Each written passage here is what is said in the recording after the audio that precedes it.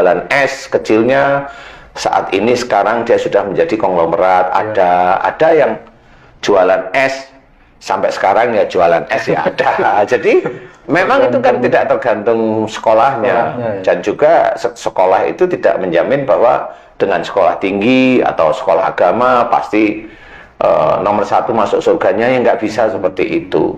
Yang dilihat oleh Allah Ta'ala itu ketaatannya kepada Allah, ya ketaatan sebenarnya, ketaatan, ketakwaan, ketaatan. Jadi bukan hafal ilmunya, jadi ketaatan. Jadi seseorang itu mengerjakan, bukan hafal ilmu. Kalau hafal ilmu itu ya belajar agama dimanapun hafal dia bisa. Nah, kalau ketaatan tidak memandang tidak memandang pendidikannya dia. Jadi tidak menjamin. Jadi yang dijaminkan adalah inna akramakum indallahi atqakum. Jadi jelas sesungguhnya orang mulia di depan Allah adalah orang yang paling takwa. Nah, takwa ini tidak memandang tingkatan pendidikan. Pendidikan itu hanya mengetahui, oh begini toh Allah, oh begini toh yang harus kerjakan, seperti itu. Kalau ketaatan, enggak, ketaatan itu walaupun dia itu belajarnya dikit, tetapi dia satu ayat dia kerjain, satu ayat dikerjain, itu malah hasilnya lebih bagus daripada hafal tapi ngomong aja. Ya bisa seperti itu, tapi satu ayat dikerjain, hadis dikerjain, dijaga, dia jaga. Sunnah Rasul itu dia jaga tanpa dia bilang kepada orang lain. Kan seperti itu. Oh, itu bisa dilirik oleh para malaikat yang memang itu imannya tinggi, semakin lama semakin tinggi. Nah, itu ketakwaan dia kepada Allah Ta'ala tinggi, walaupun secara pendidikan biasa, tidak tampak. Enggak, biasa. Ada seseorang umpamanya doktor nih, dia sekolah agama doktor, sekolah agama, kemudian dia berdakwah nih. Bisa aja doktor yang sekolah agama dari pesantren yang cukup terkenal di Indonesia atau cukup terkenal di dunia, dia sakit, mamanya sakit gagal ginjal, sakit mamanya hatinya keras, lever dan sebagainya. Ini kalau kita lihat dia sekolahnya begitu. Kemudian ada nih orang nggak sekolah agama tapi sakitnya sama seperti dokter yang sekolah agama. Mana yang katanya mau dosanya diampuni, digugurkan, padahal sakitnya sama? Karena orang nggak bisa tahu mana, padahal sakitnya sama. Nggak bisa, oh dia yang sekolah agama ini yang digugurkan sakitnya, yang enggak boleh seperti itu. Nggak bisa, karena yang seperti itu berarti besok menurut mereka di surga itu hanya orang-orang pintar aja. Menurut mereka, dokter, profesor, iya, nggak bisa. Jadi enggak. Makanya kayak mamanya teman-teman yang kerjanya di luar negeri itu banting tulang bener, menghidupi keluarganya, menghidupi suaminya, menghidupi ibu bapaknya, anaknya, dia banting tulang. Kemudian dia di luar negeri itu betul-betul dia itu belajar taat pada Allah Ta'ala. Ya malah seperti itu bisa aja dilirik oleh Allah Ta'ala dengan amal-amal yang baik. Seperti itu. Nanti kalau dia itu pulang ke sini, dia mencoba untuk berusaha, umpamanya, oh dah saya capek menjadi tenaga kerja luar, kemudian dia mencoba usaha. Loh, bisa aja besok usahanya malah naik. Jenjang pendidikan itu tidak menjamin. Ya, tidak menjamin. Itu hanya pengenalan aja. Sama mamanya lingkupnya, kamu itu mamanya sukanya di kafe. Nanti kalau kamu dapat jodoh, ya jodohnya ya begitu-begitu aja. Ustaz, tadi tentang rezeki apa yang kita makan nih Ustaz nih, berupa makanan dan lain-lain, apakah itu juga baik buruknya dipengaruhi oleh cara mendapatkan rezeki itu sendiri Ustaz?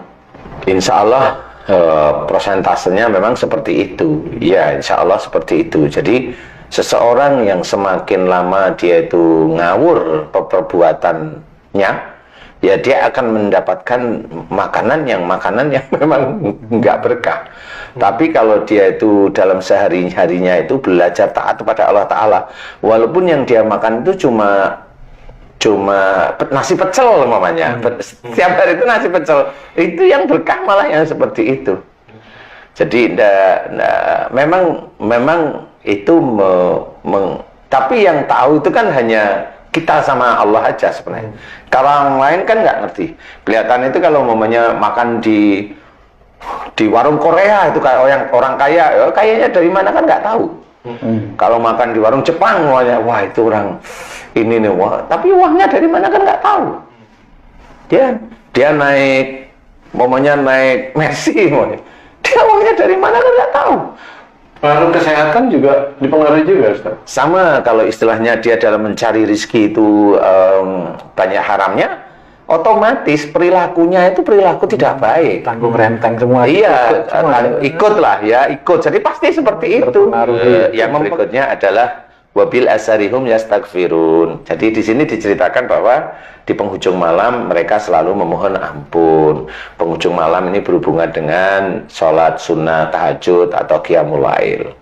Di sini diceritakan oleh Allah Ta'ala, dan ini menurut saya ini petunjuk dari Allah Ta'ala. Wastaghfirun. Ini petunjuk dari Allah Ta'ala bahwa kalau kita itu sholat malam, sholat sunnah tahajud atau qiyamul lail, bahwa ya yang dimohonkan kepada Allah Ta'ala itu ampunan, itu loh maksudnya. Tapi kebanyakan yang ngajari itu minta istana, minta mobil mewah, minta rumah mewah, minta istri cantik, minta suami cantik. Loh, ini petunjuk Allah aja disuruh mau minta ampunan aja. Dulu kalau semesteran rajin sholat tahajud. Biar lulus dan nilainya bagus. Salah ya. Kalau dari pendidikannya udah salah, terus nanti gimana itu? Ya banyak ya. Mohon ampun aja ya. Mohon ampun aja, nggak apa-apa.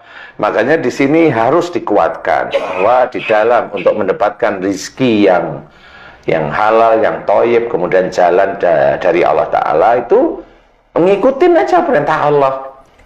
Karena Allah yang menyuruh, kenapa kita itu keluar garis. Mohon ampun aja, tambah lagi bersyukur. Udah gitu aja. Bisa aja nanti di waktu sholat sunnah tahajud kita mohon ampun, nanti di sholat sunnah duha kita bersyukur aja.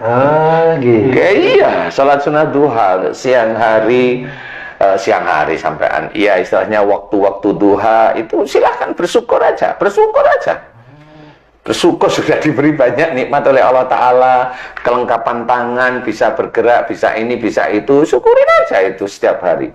Kan itu, dan jarang sekali orang muslim itu paham bahwa karunia ini harus disyukuri. Tubuh kita ini pinjaman dari Allah Ta'ala.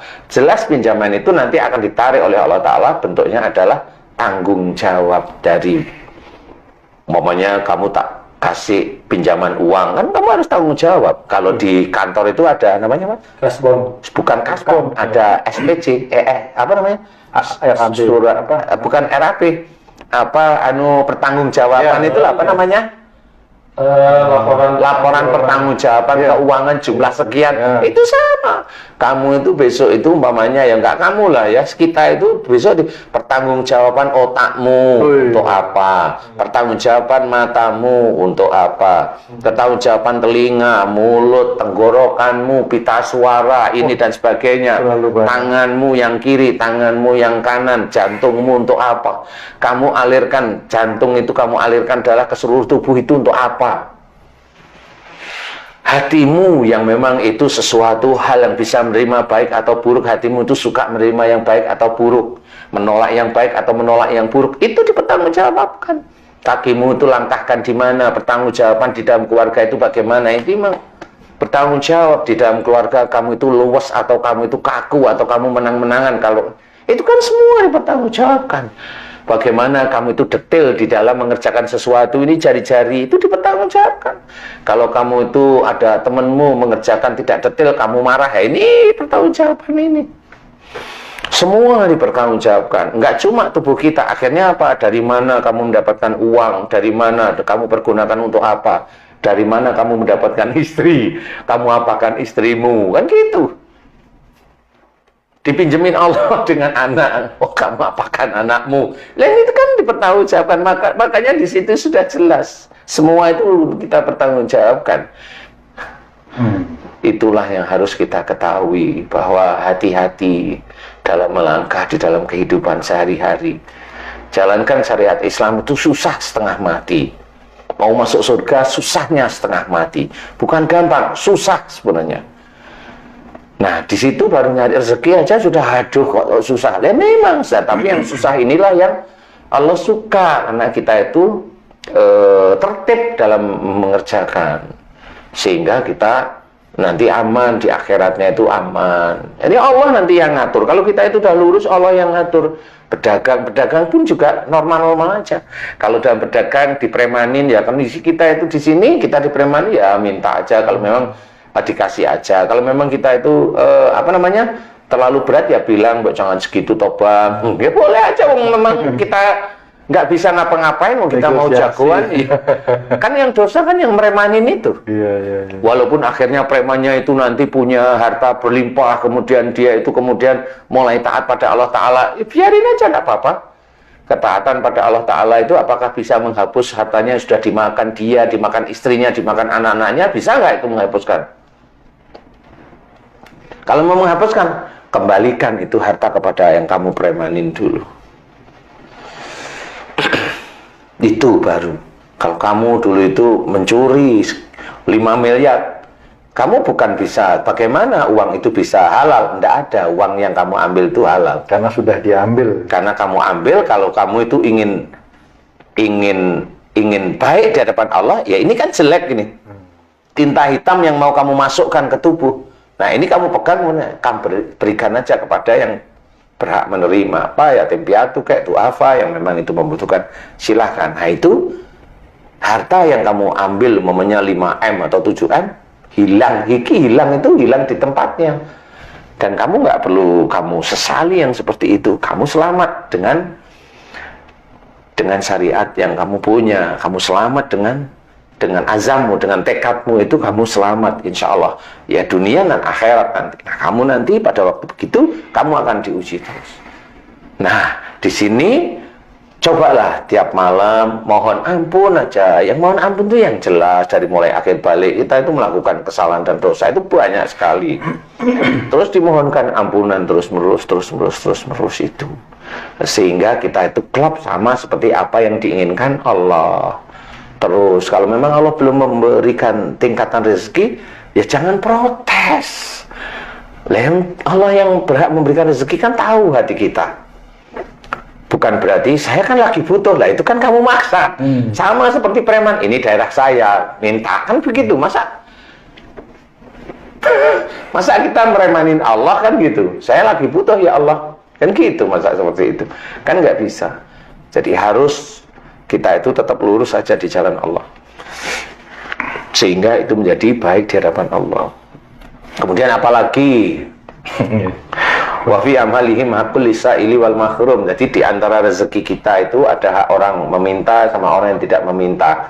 Cobalah kita memberikan sedekah kepada orang meminta tanpa kita itu ngomong yang kasar, dengan senyuman. Kalau dia nggak terima, senyum aja, nggak usah diladenin. Karena bisa aja dia ngomong itu petunjuk bagi kita bahwa saya harus belajar sabar. Walaupun saya yang memberi dia, tapi kok malah galakan dia, ya sudah diem aja, bertasbih seperti itu.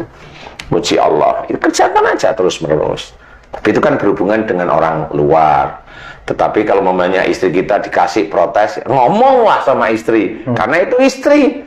Kalau orang lain kan nggak ada hubungan dengan kita, itu hanya menjadi ujian tapi yang putus. Lah kalau istri, ujian tapi menerus. Itu kita bawa sampai salah satunya meninggal.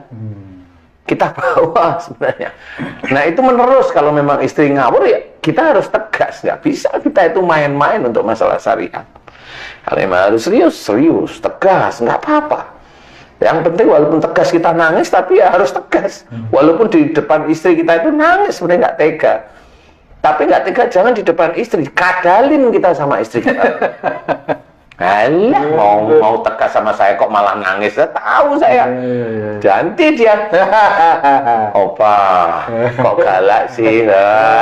Lu sudah nangis itu nanti di luar, jangan di depan istri. Tegas harus, kerjakan sekarang. Saya nggak mau tahu, tapi sebenarnya nggak kuat, pergi, nangis di luar. Karena apa? Karena itu tetap harus tegar. Nah, di titik-titik inilah cara mencari rezeki dari Allah. Rezeki itu nggak cuma harta saja. Nanti keluarga yang sakinah mawaddah warahmah dari kita sama istri, anak, kemudian cucu, itu kita bentuk dari apa yang kita kerjakan saat ini. Dari harta yang diberikan oleh Allah Ta'ala, yang halal, yang thayyib, Nah, insya Allah berkah itu ya dari apa yang kita kerjakan saat ini. Seperti itu. Rezeki banyak. Anak yang yang mendapatkan jodoh seperti yang diinginkan oleh Allah, walaupun kelihatan di depan mata kita itu kurang-kurang enak, kita tetap menelan aja, serahkan sama Allah Ta'ala. Allah tahu, walaupun kita itu nggak enak, itu Allah tahu sebenarnya. Tapi kita nggak perlihatkan kepada anak kita, nggak perlu diperlihatkan. Doain yang baik, agar anak-anak itu menjadi anak-anak yang soleh-soleh seperti itu. Jadi kita nggak perlu terus nggak cocok sama ini, ngomong kan sakit hati semua aja. Keluarga kan nggak karu-karuan nanti.